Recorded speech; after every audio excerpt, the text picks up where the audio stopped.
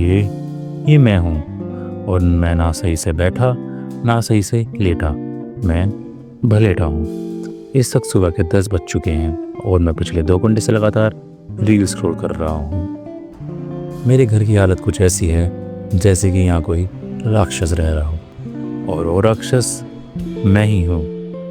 अगर ये घर की हालत मेरी मम्मी ने देख ली तो वो मुझे घर से ही बेदखल कर देंगी, मगर वो है कहाँ। बचपन में आप सबने होम अलोन मूवी तो देखी ही होगी, जिसमें उस बच्चे को उस घर वाले घर पर अकेला ही भूल जाते हैं, मगर यहाँ सीन कुछ उल्टा है।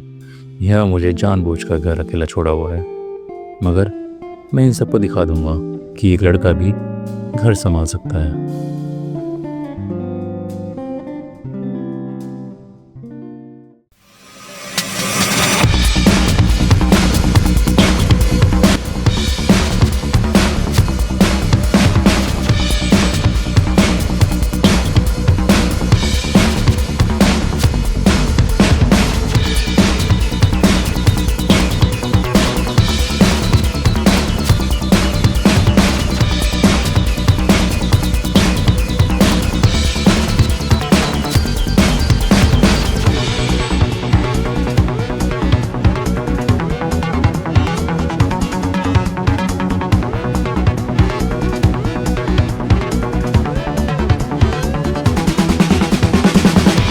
वैसे तो रसोई में सिर्फ लेडीज़ लोग ही जाते हैं, मगर एज अ इमरजेंसी सिचुएशन मुझे जाना पड़ा।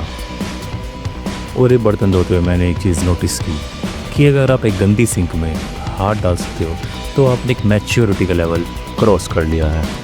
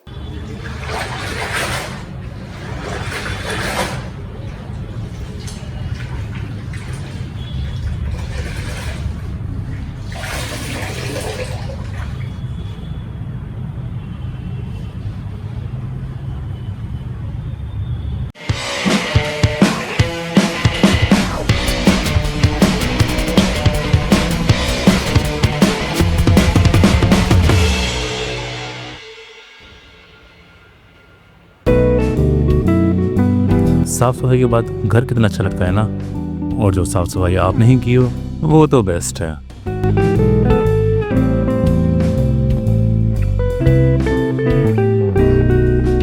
अब घर साफ करने के बाद खुद की बारी।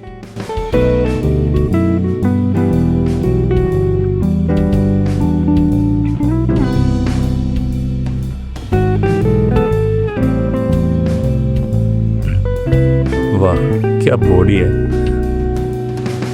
नजर मत लगाना नहीं तो करा के मारूंगा।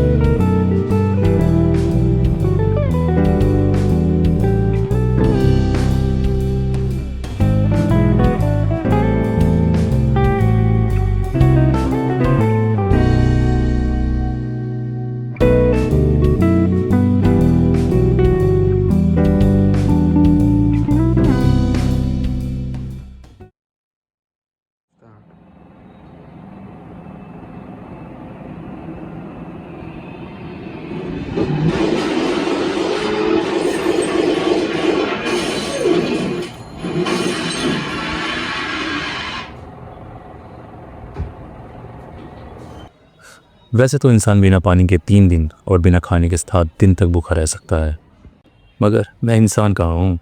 रात होने ही वाली थी, मैंने रसोई में चेक किया तो सारी दाल कच्ची थी, मम्मी एक भी बना कर नहीं गई। सेम हाल फ्रिज का था, सारी सब्जियाँ कच्ची। फिर मुझे रसोई में खुद कदम रखना पड़ा। अब हाई फाई खाने का मन तो बहुत था, मगर मुझे बनाना नहीं आता था। And for me, dal chawal is a simple food. तो हम दाल चावल ही खाएंगे।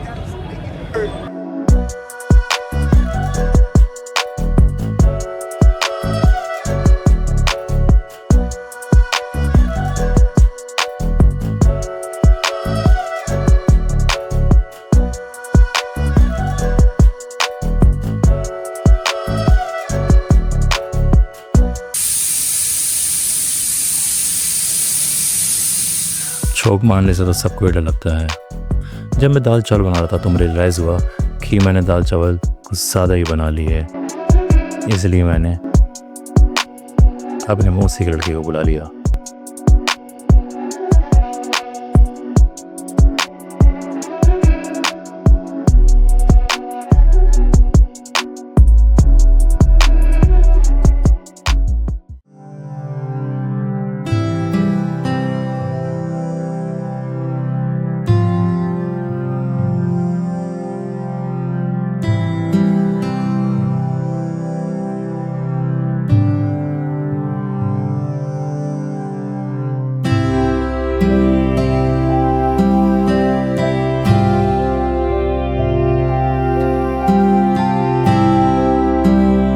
खाना चुका है बन, अब खाने की बारी।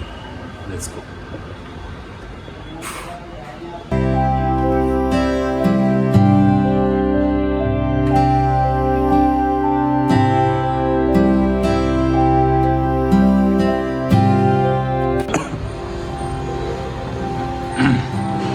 सुबह जितनी भी सफाई करी थी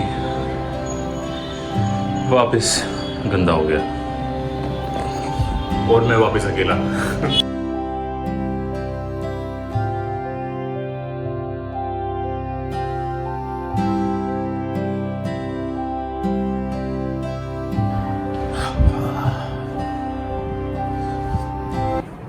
अकेले रहने में कहीं बुरा नहीं था, आज काफ़ी कुछ करने को मिला। और ये जो मैंने आपको दिखाया ये सिर्फ डे 1 है।